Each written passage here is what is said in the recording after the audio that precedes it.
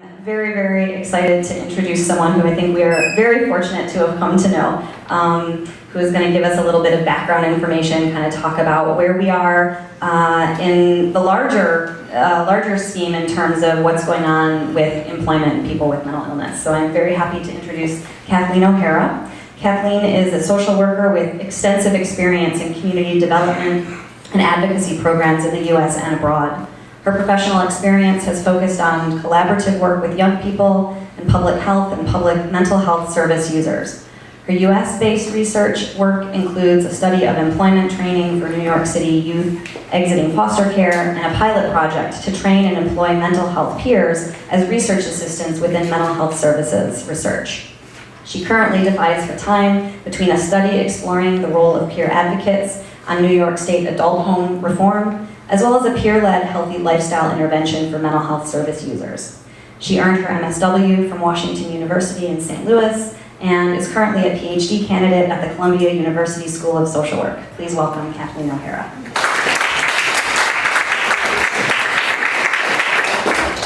Thank you, Summer. So before I begin, I just want to say thank you so much to Ken, to Summer, to all the Fountain House staff and members for inviting me here today.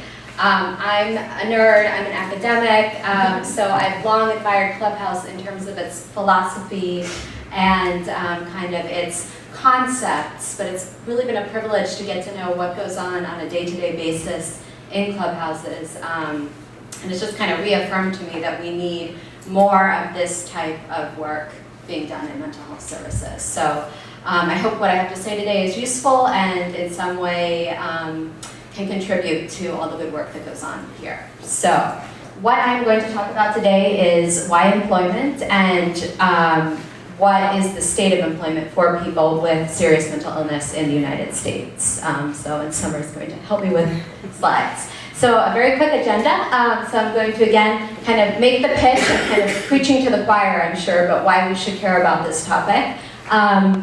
I'm then going to talk about what the current state of kind of the data is, what are employment rates and underemployment, unemployment rates. I then want to quickly review some promising career and employment strategies.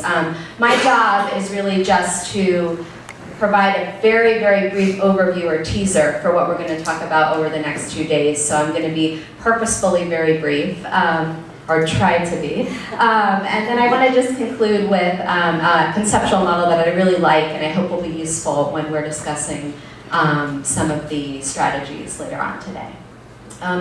Sorry. I just wanted to also, just for clarification, I wanted to talk about 2 language issues. So when I talk about serious mental illness, unless I tell you otherwise, I'm kind of referring to what the National Institutes of Mental Health classifies as serious mental illness. So it's usually defined by the 3 Ds, right? So this is diagnosis, disability, and duration. So it's not that any one diagnosis is classified as a serious mental illness in and of itself, but that someone receives a diagnosis, it is disabling in that daily life activities are impacted negatively, and the duration is long enough that longer-term life outcomes are also impacted. So if I'm variating from that in any way, I'll let you know on the slides. The other thing is that when I'm talking about employment, I'm talking about competitive employment, unless I tell you otherwise, right? Because that's what we care about. I mean, I think we're at a place where we do want to seek out more competitive employment opportunities for folks. So why is employment important for people with serious mental illness, right? So first of all, and I think most compellingly, people want to work, right? So when we think about what are kind of major concepts in mental health services nowadays, empowerment, agency, self-definition, recovery, right? If people believe that this is going to be helpful for them, then they have a right to be engaged with employment, right? And indeed, what research tells us is that employment and recovery are iterative. So people usually need to reach some stage of feeling that they're in the process of recovery to be able to engage in work. But once they do engage in work, it can be very, very helpful in further promoting recovery. And it provides also a great number of psychosocial benefits as well as potential economic benefits and social inclusion benefits. So in case you weren't convinced, you should be. So despite all the benefits employment offers, we know that the rates are pretty dismal, right? So within the general mental illness population, rates vary greatly from under 15% to about 60% in the United States. What's really important there is, again, what I just talked about in terms of what serious mental illness is. Folks who have a mental illness, but it's not really impacting their daily life, they can work. So half of them or more can get a job and can be okay maintaining that job. But for folks who have those more serious diagnoses of serious mental illness, they're just not being supported in getting work. So most data show that only about 10 to 15% of folks with a serious mental illness diagnosis have a job at any given time. Just to belabor the point, that means 90% of people are not working. That's pretty bad, right? And then to further belabor the point, one thing to keep in mind about statistics, we can only measure the group of people that we can capture. So when we think about folks with serious mental illness, most of these statistics are derived from folks who are engaged in services in some way. So researchers get data by going to social service agencies and asking about the clients there. We know for folks with SMI, oftentimes they go through periods where they may not be engaged with services. And so those who are likely the most vulnerable and the least likely to be employed, folks who experience periods of homelessness, folks who may have co-occurring disorders like substance abuse, they oftentimes may walk away from services for a while. They're not included in those numbers. So I would put forth the idea that 10 to 15%, if anything, is an overestimate, right? Underemployment, another problem. So workers with SMI are overrepresented in low education, low skill jobs. We know usually the course of the illness is such that education is interrupted, kind of that critical period from adolescence to adulthood is often interrupted. So being able to present oneself with all the skills needed to get kind of a higher wage, a higher prestige job is very, very difficult for this group of people. Consequently, almost 40% earn near minimum wage. And so what are the lifestyle implications of this, especially in a city like New York? If you're earning minimum wage only, that's adding a lot of financial stress, it's adding a lot of psychological stress to our lives, right? And then finally, when we look at SMIs characterized as mental disability, which is a slightly different definition, over 30% live below the poverty line. And again, that's capturing the folks who are usually engaged in some kind of services. That's not capturing the folks who are experiencing homelessness, who are obviously also living below the poverty line, or other more vulnerable groups of people with SMI. So that number is probably even higher. Again, just to kind of further paint a grim picture, poverty estimates are messy, and that's based on this notion of SMI versus mental disability. If you have questions about that, we can talk about it at the end, but basically what happens with mental disability is it sometimes includes people who are self-reporting mental limitations, but it may not be as a result of serious mental illness. However, we know that at least 30 to 50% of people with serious mental illness live below the federal poverty line. No group of people with disabilities exhibits higher rates of benefit consumption. So when we compare people with mental disabilities to people with physical disabilities, sensory disabilities, etc., they make up almost 33% of all SSI beneficiaries and almost 30% of people with SSDI. Those monthly checks are not very big, right? So people who are receiving that kind of income as their main source of income are living at 75% below the poverty line. So that's kind of the national picture. I want to talk to you very briefly about Vermont. For whatever reason, Vermont as a state is very committed to tracking data on folks with serious mental illness. So this is a nice kind of little case study of what goes on at a more local level. So Vermont tracks people who are involved in their social services system. So again, this is only tracking people with SMI who are engaged in services. But what they found tracking folks quarterly over a 13-year period beginning in 2000 is that the percentage of folks who are employed is fairly similar to what kind of those national numbers are. So sometimes above 20%, sometimes dropping lower. And what's interesting about that graph on the left is that you can see here how folks with SMI are part of the larger US population, and when larger labor market events take place, they are also negatively impacted. So we can kind of see that that employment rate drops sharply in response to the financial crisis, right? So we end up with, at 2013, just over 15% of folks with SMI in Vermont are working, right? So that is right about at national level. The slightly good news is that earnings have gone up over a 13-year period, but let's see, I wrote down this exact number. The earnings rate, I believe, is about, let's see, $2,379 for the first quarter of this year. So if you multiply that by 4, that's not very much. So again, this issue of, okay, we can work, but we're grossly underemployed. We're not employed in such a way that it can really be a sustainable life choice, right?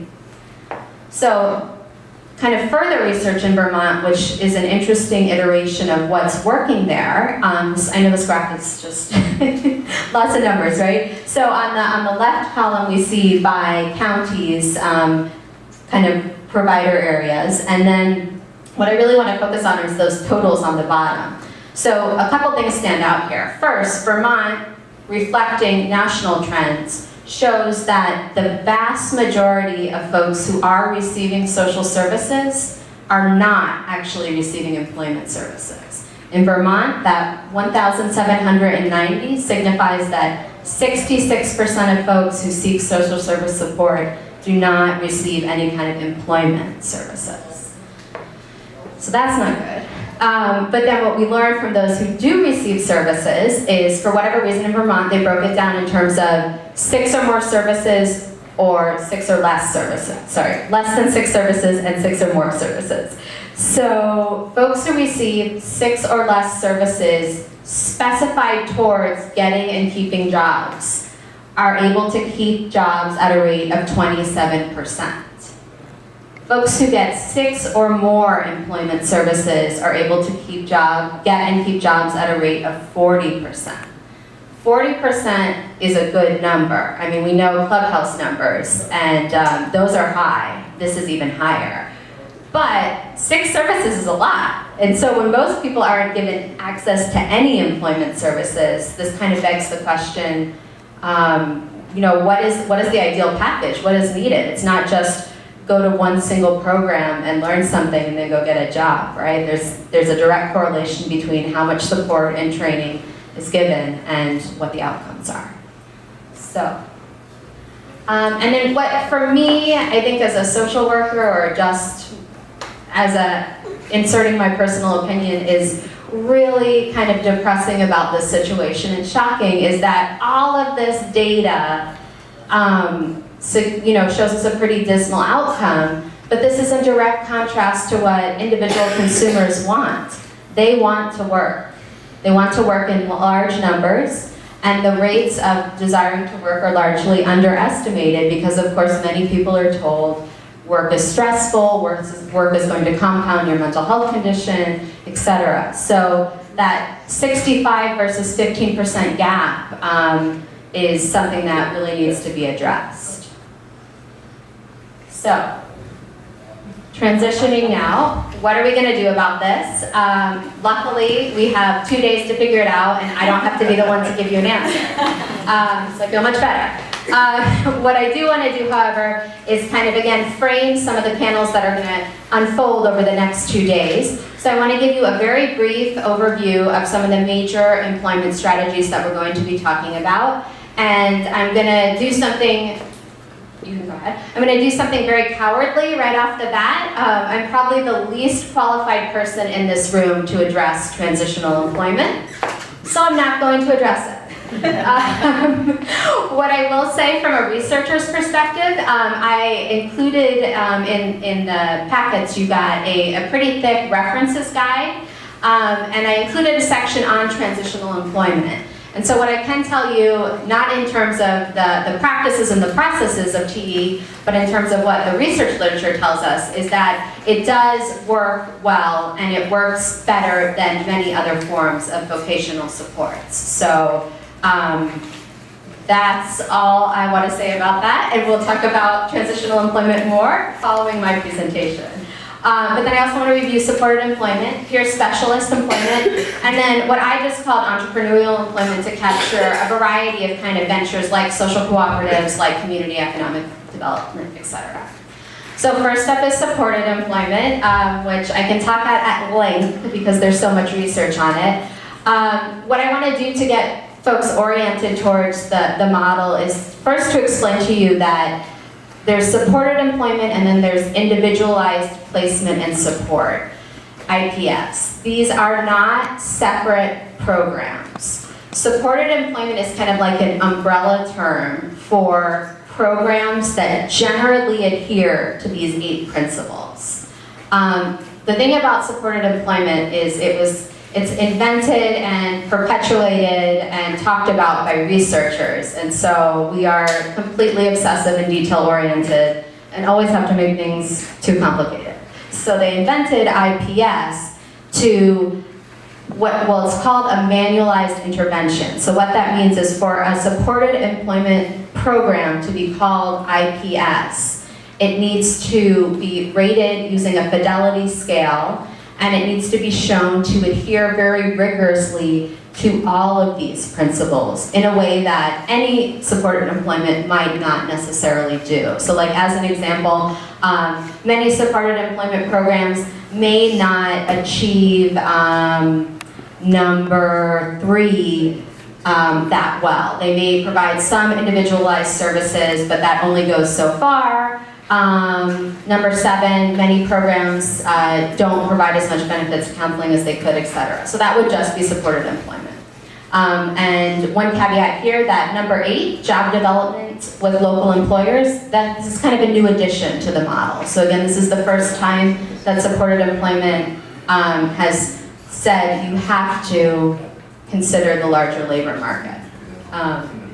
So this is the model, and then on the next slide, I'm going to kind of show you very briefly what some of the promising components and great challenges are. I also provided a handout in your packets which goes through each of those principles and shows you, based on the research evidence, which ones are strongly supported by the evidence and which ones are not well supported by the evidence. There's a lot we could talk about, and you may want to look at that for the panel this afternoon, but in the interest of time, I'm going to skip over some of those details. Overall, what's most important about supported employment is, first of all, despite the many potential weaknesses and challenges of the model, supported employment does achieve competitive employment. There's an enormous emphasis on job placement, and the rates that they show are very good. So recent numbers indicate that supported employment programs can place folks on jobs at rates as high as 57 to 70%. That's extraordinary, that's great. The challenge, I'm just gonna skip down to the bottom challenge to kind of balance that, is that the overwhelming emphasis on job placement overshadows considerations like job tenure and wages. So sometimes supported employment studies measure, was someone placed on a job and worked at least 1 day? That is their real outcome measure. It's a start. It is a start, right? So it's better than not working any days.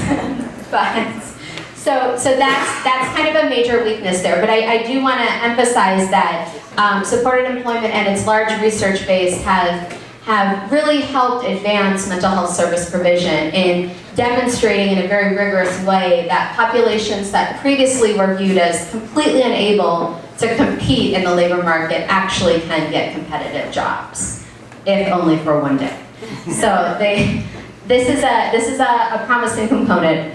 The other thing is that eligibility is based only on a desire to work. So again, they're not stigmatizing people based on diagnoses, they're not requiring a certain level of education. This is something that I would suggest fits very nicely with the Clubhouse model. If someone is interested in work, great, we're gonna do everything we can to get you set up.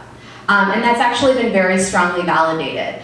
An interest in work, a desire to work, and job-seeking activities has been proven to be as important as any other personal characteristic in leading to good job outcomes for people with serious mental illness. So things like education matter, things like diagnosis sometimes matter, but if someone says they want to work and they're actively seeking a job, that is a very strong predictor of good employment outcomes. So that's a big contribution.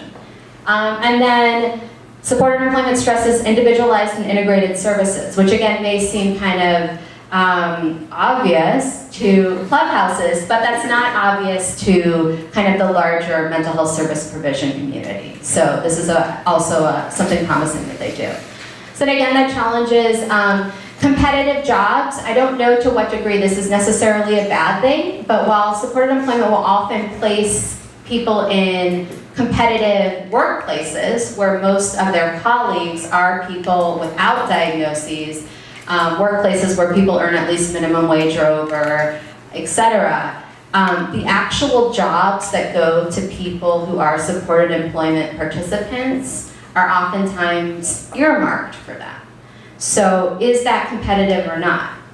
Is that a good thing or not? I don't know, but the definition of competitive needs to be kind of explored a little bit further, I think. And then the other thing is that kind of their minimum standard for competitive is this person is earning at least minimum wage. Again, is minimum wage good enough? And if the job doesn't offer any kind of advancement possibilities, is a dead-end minimum wage job really what we should be aspiring for this population, for any population of workers? And then again, the job tenure and earnings issue. Recent literature, like from last year, has shown that the average job tenure rate for supported employment participants is right around 20 weeks, right? So 70% of folks at the high end can get a job, but they're only working about 20 weeks on average. It's almost about 6 months, right? It's almost about... Interesting. Yeah. Interesting. And that the average work week is just 13 hours a week. So is that the best that can be done? And then the average total earnings, again, the total earnings is a little deceptive because that's based on only working an average of 13 hours a week. The average total earnings is just about $3,000. So you work for 20 weeks, about 13 hours a week, you get $3,000, then something happens, you're not at that job anymore.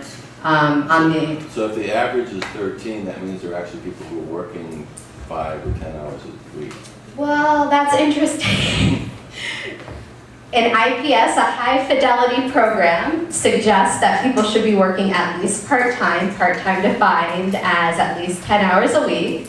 However, the data is also showing us that if the average is 13 hours a week, we would imagine the range probably slips below that 10-hour, yeah. So this is a teaser for more to come as we discuss supported employment later today. So, peer specialist employment. So there's a lot of kind of good aspects to this model, I'd say. And just to give you a little background information, right? These kind of jobs are paraprofessional jobs, right? So these are folks who have been involved in the mental health service system as a user of services at some point in their lives. And then they come back to the service system to work in a capacity such as a peer counselor, such as a kind of program assistant. They do a variety of different jobs. And in some ways I feel like in my brief time in and around Fountain House, a lot of what folks do here involves some degree of kind of informal peer specialist work. But the great advantage and the great promise of peer specialist work is that it takes what is often considered the most damaging factor in a worker's life, that someone has a serious mental illness, and it transforms that into that person's greatest asset. The fact that that person has the lived experience of going through the mental health system gives them a unique viewpoint on how to help others also navigate that system. So that's something really empowering when this model works well. The other great thing about peer specialist employment is that it oftentimes provides opportunities for training and educational advancement. So in some cases, folks who want to be a peer specialist can actually get trained before they start a job. There's nonprofit centers like Howie the Harp here in New York offers peer specialist training.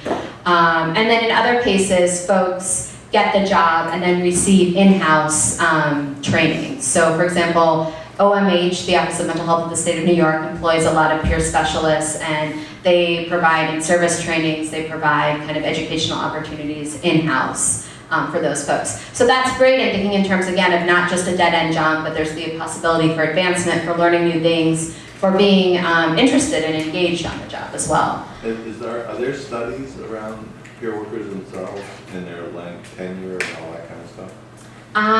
Yes. There are some on my references list, and I can certainly pull up some numbers. Jim, would you like to say anything?